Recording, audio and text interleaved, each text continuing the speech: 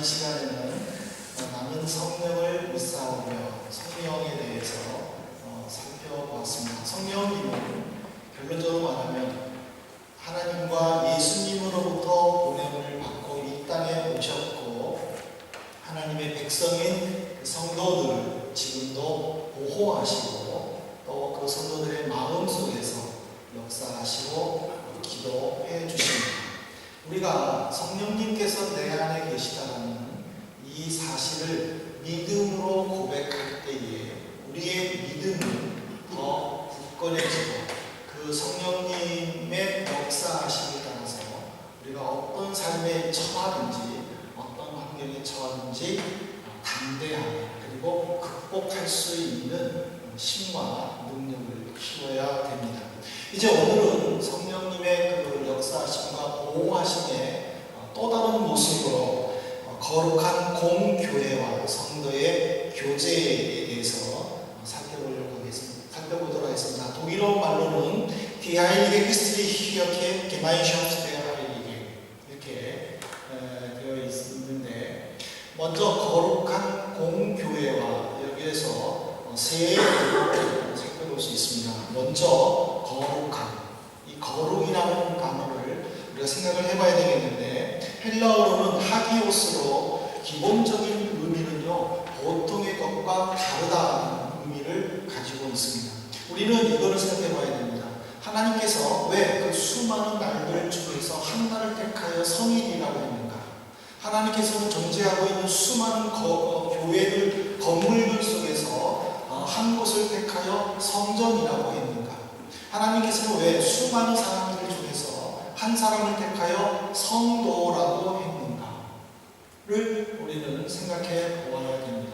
이것은 뭐냐면 하나님께서 택하여 세우신 어떤 사물이라든지 사람이라든지 환경이든지 그것은 반드시 세상 것과 보통의 것과는 달라야 된다는 것입니다. 나는 성도입니다. 내가 성도라면 다른 사람들과는 다른 모습이 있어야 됩니다. 여기는 성전입니다. 성전이라고 하면 다른 건물들과 달라야 합니다. 외모만 다르다고 그것이 성전이 될 수는 없습니다. 그 성전 안에 채워져 있는 내용들이 다른 것들과 다를 때에 성전이라고 말할 수 있습니다. 월요일부터 주일까지 있습니다. 왜 하나님께서는 한날을 택하여 성일로 했는가? 월요일부터 토요일까지의 날과 주일, 이 날은 달라야 됩니다. 우리는 늘 그런 모습과 그런 생각으로 살 때에 이 거룩함이 유지됩니다. 그 다음에 이제 두 번째로 교회를 살펴볼 수 있는데요.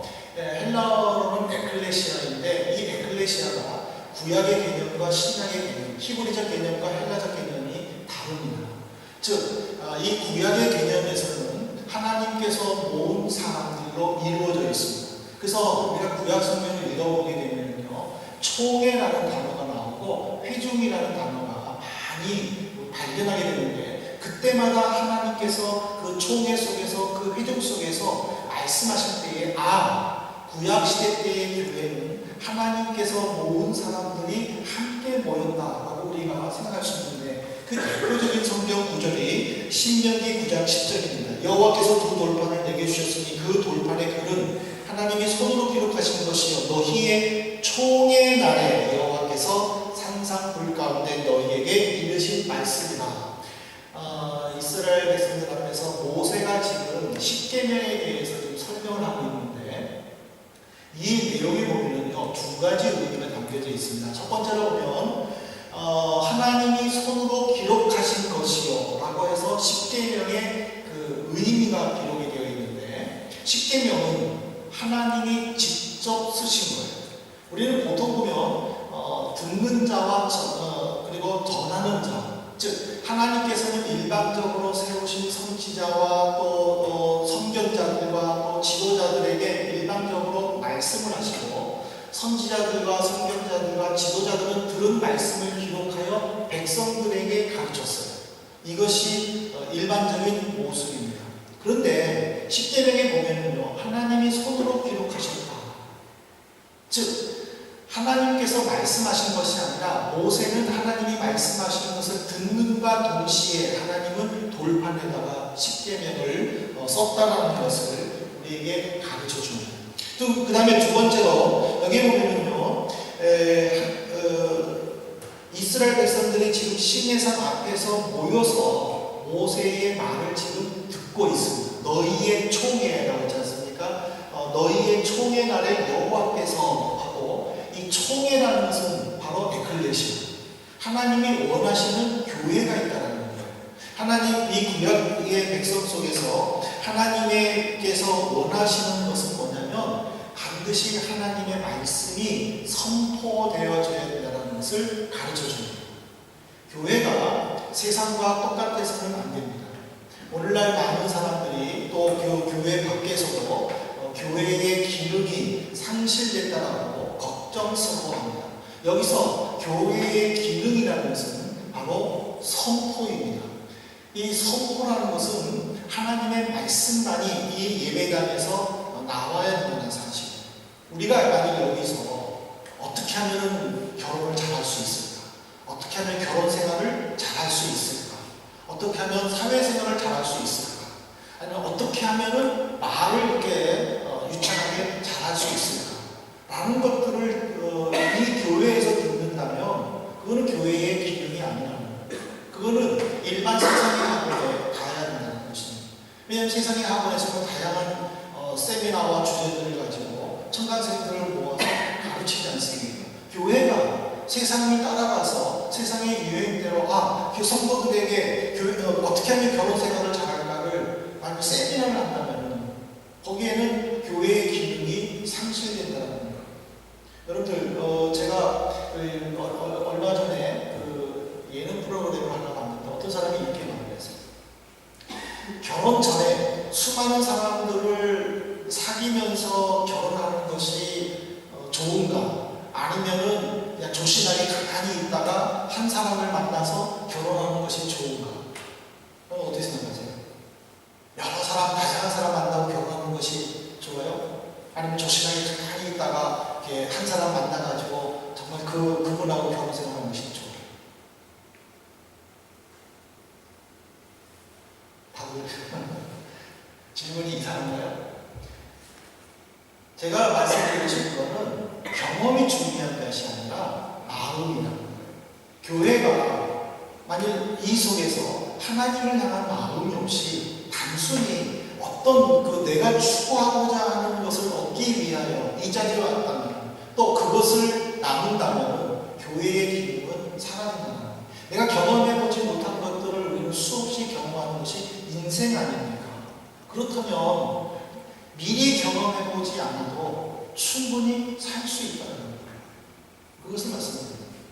마찬가지로 내 속에 하나님이 함께 계시고 성령께서 나와 함께 하심을 믿고 그 하나님을 온전히 의지할 때에 내가 경험해보지 못한 거다 할지라도 하나님의 도우심으로 충분히 극복할 수 있다는 것이죠.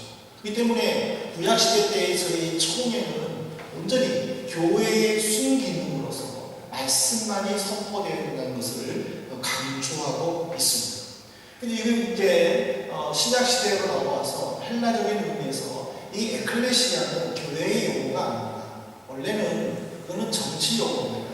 이 말이 무슨 말이냐면은 로마시대 때는 이 아테네에서는 1년에 한 10번 정도 대중 집회가 있다고 합니다. 그러면 나팔수는 이 동네마다 다니면서 모임 날짜, 모임 장소, 모임 시간을 이렇게 선포하고 다닌답니다. 그러면 그것을 들은 시민권을 가진 시민들이 거기에 모여서 함께 토론을 했을 때에 에클레시아를 사용을 했다고 합니다.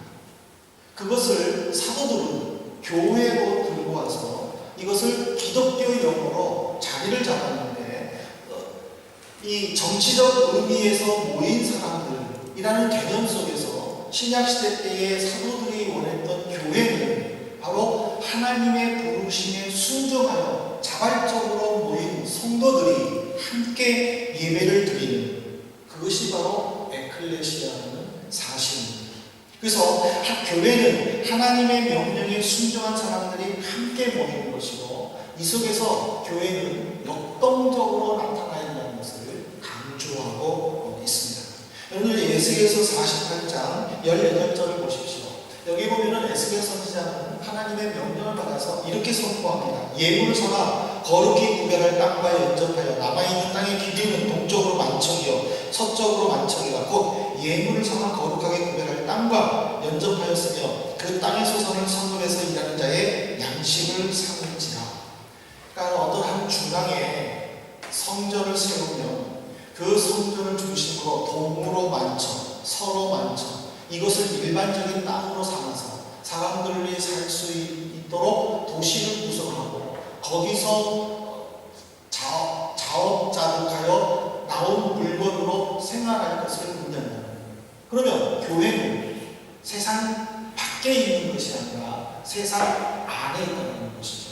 그렇지만 세상과 함께 있다고 해서 교회가 세속화되어서는 안 되는 것이고 오히려 교회의 거룩한 모습이 주변 사람들에게 빛을 발한다는 사실입니다.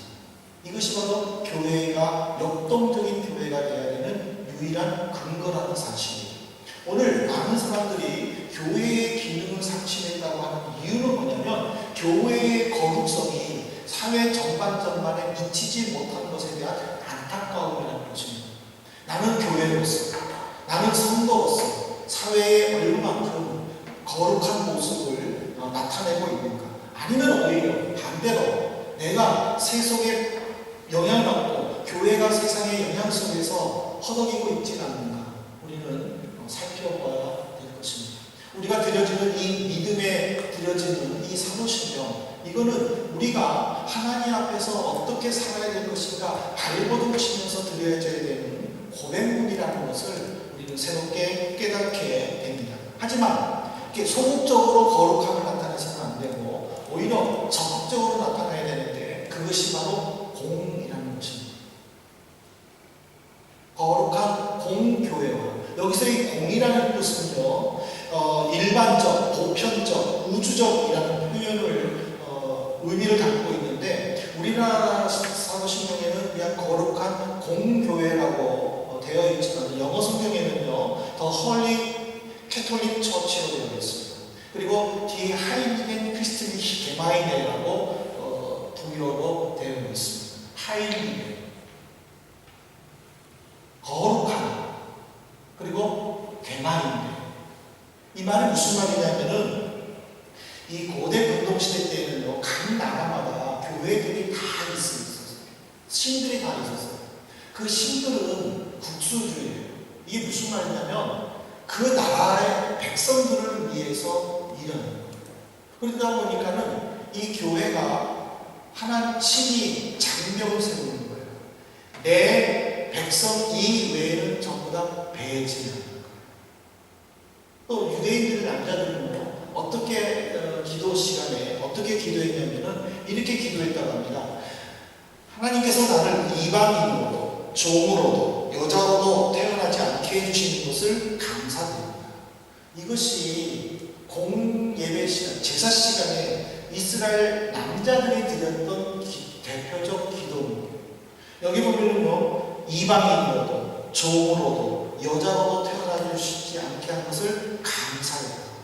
그러니까 유일신 사상에 젖어서 하나님을 경배한 이스라엘 백성들조차도 하나님을 자기의 신으로 생각하고 장벽을 세웠다는 것이에요.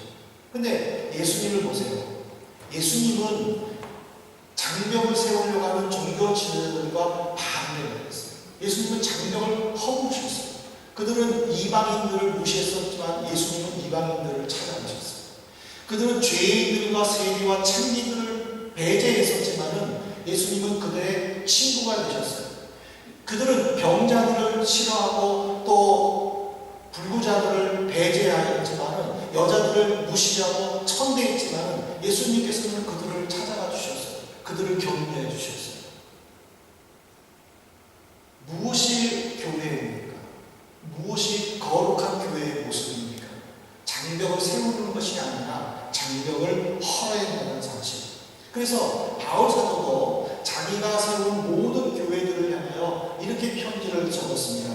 골로새서 3장 11절에 보면 거기는 헬라인과 유대인이나 할레파나 무할레파나 야만인이나 수고디아인이나 종이나 자유인이 차별이 있을 수 없다.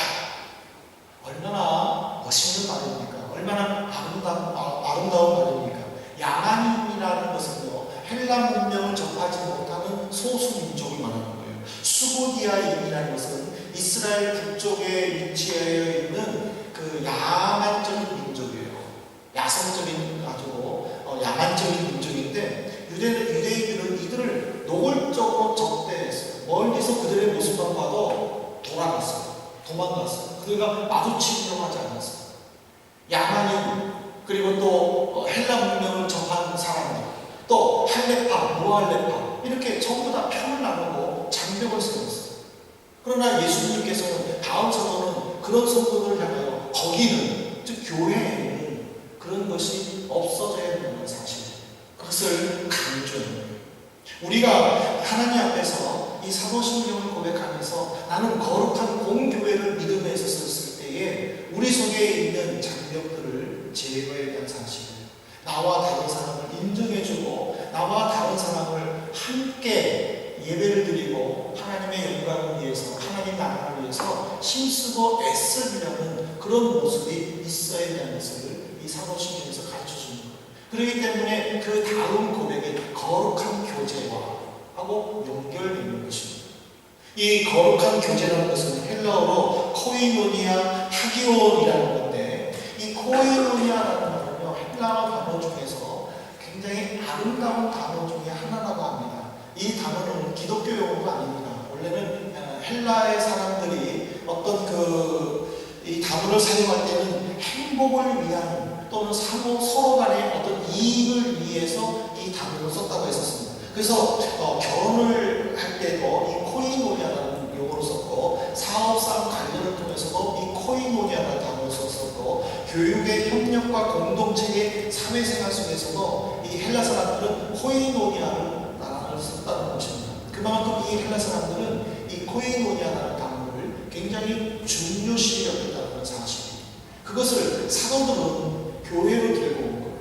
사도들이 교회로 들고 왔다는 이 자체는 뭐냐면 그들이 원했던 성도의 교제가 있다는 거예요. 그것이 바로 두 가지인데, 첫 번째로 성도는 배려와 사랑을 가지고 모든 것을 서로 나누는 삶이어야 된다는 사실입니다. 고린도전서 12장 26절에 보십시오. 한 지체가 고통을 받으면 모든 지체도 함께 고통을 받고, 한 지체가 영광을 얻으면 모든 지체가 함께 즐거워한다. 바울 사도가 여기서 강조한 단어는 함께, 한 사람이 아파하면 모든 사람이 아프고, 한 사람이 즐거워하면 모든 사람이 즐거워한다는 사실입니다. 초대교회 모습 보세요. 예루살렘에 큰 흉년이 들었어요. 성도들이 고통을 받는다는 것을 디아스포라 교인들이 다 알았어요. 그래서 그들은 예루살렘에 있는 성도들을 위해서 구제 헌금을 했어요. 그리고 그것을 바울 사도에게 전달했어요. 그래서 바울 사도가 하여금 예루살렘에 주게 했어요. 이것이 바로 거룩한 교제라는 거예요. 예루살렘과 이 소아시아는 상당히 먼 거리에 있었어요.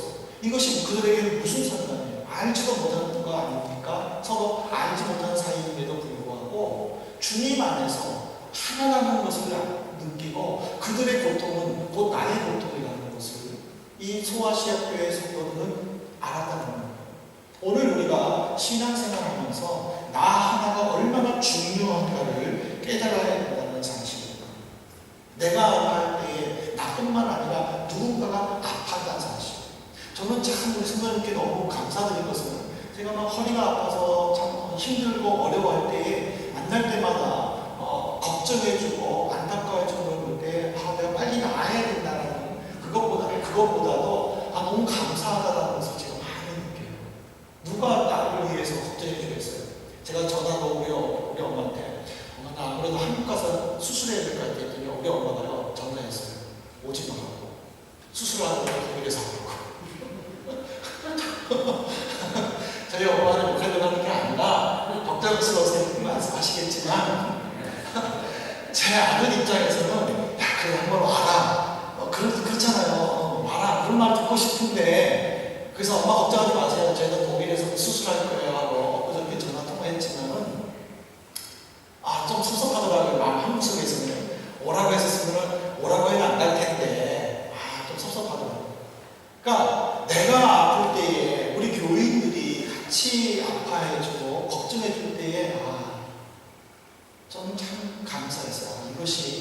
가족이구나. 이것이 공동체구나. 이것이 거룩한 교제구나.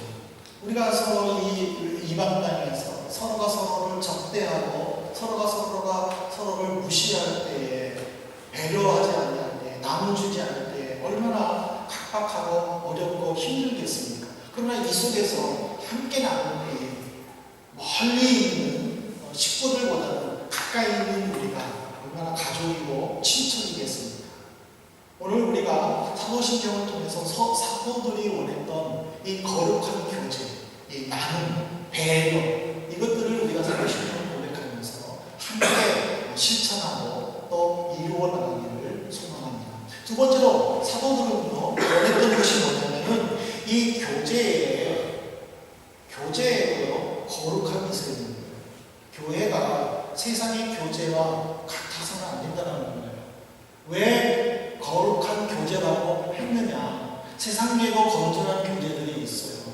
만일 세상에서 하는 건전한 교제처럼 교회에서도 그런 건전한 교제를 한다고 이런 교제는 좋아 하고 받아들여서는 안 된다는 거예요. 교회의 교제는 그 속에는 거룩함이 있어야 된다는 사실입니다. 그 거룩한 교제를 나누기 위해서 내가 얼마나 중요한가. 내가 죄로 물들이지 않냐고, 내가 거룩한 상태에서 하나님이 기뻐하시는 모습 속에서 다른 성도들과 함께 교제해 나갈 때에 그 거룩함이 영향력을 뻗친다는 거예요. 근데 내가 잘못된 것을 모르고 나를 통하여 다른 사람들에게 나쁜 영향이 가는 것을 모르고 그 속에서 나는 이렇게 그냥 교제를 나누고 있는데 이것이 무엇이 잘못돼서 라고 안주해서는 안 된다는 사실입니다.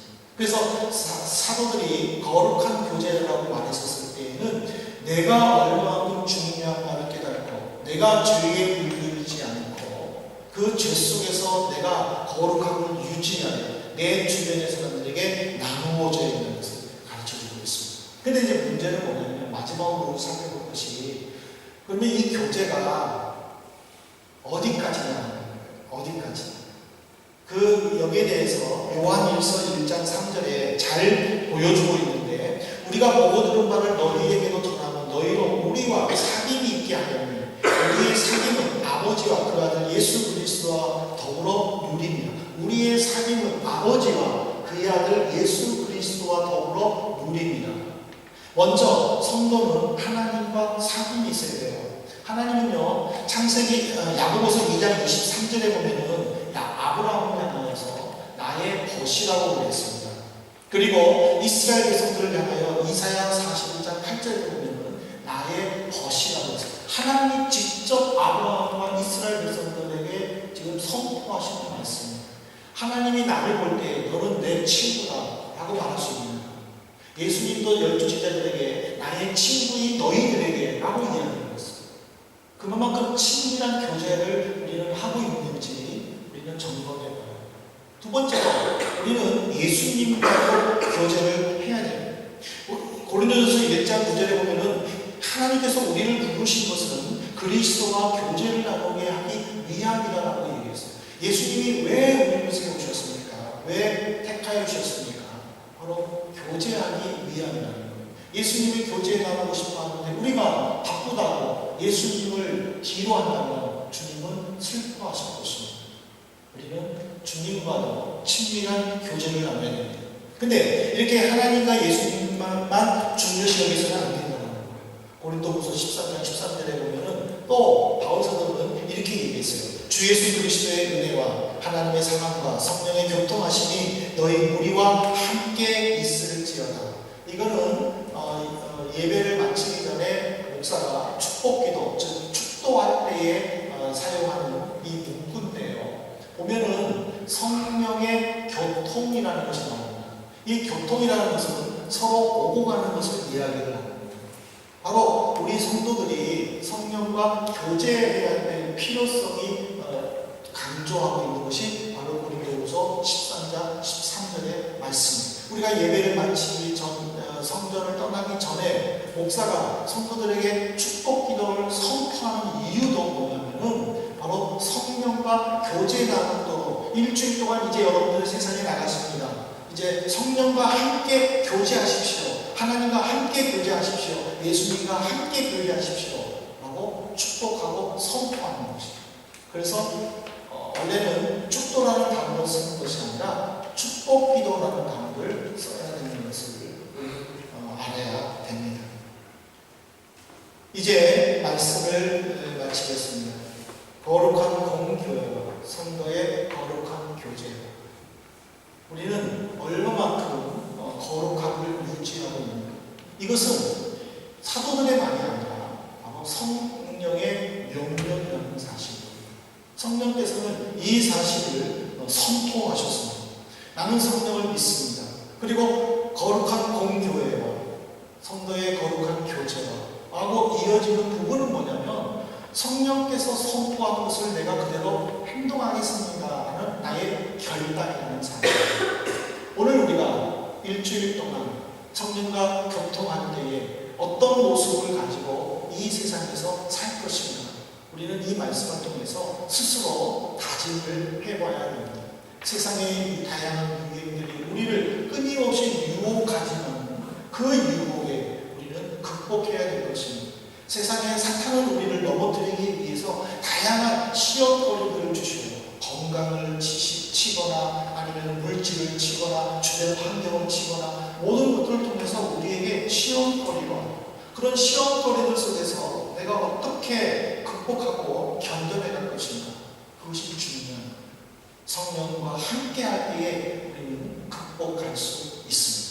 오늘 우리 성령 하나님께서 보내주시는 이 거룩한 공교회 속에서 성도들과 함께 아름다운 교제를 내가 베풀고 내가 먼저 나눠주고 배려해주고 또 나와 다르다는 것을 인정해서 허용해 줄 수 있는 그런 아름다운 교제. 그래서 내가 이 사도신경의 이 문구를 고백할 때에 하나님, 나는 이렇게 살고 있습니다 라고 하나님께 열매를 드릴 수 있는 우리 성도들 되시기를 주님의 이름으로 축복합니다. 우리 시간에 함께 잠시 기도하십시다. 하나님, 성령께서 이 한 주간 동안 나를 돌봐주십시오. 내가 어떤 삶을 살더라도 하나님 인도해 주시옵소서. 잠시 통성으로 기도하겠습니다. 자비로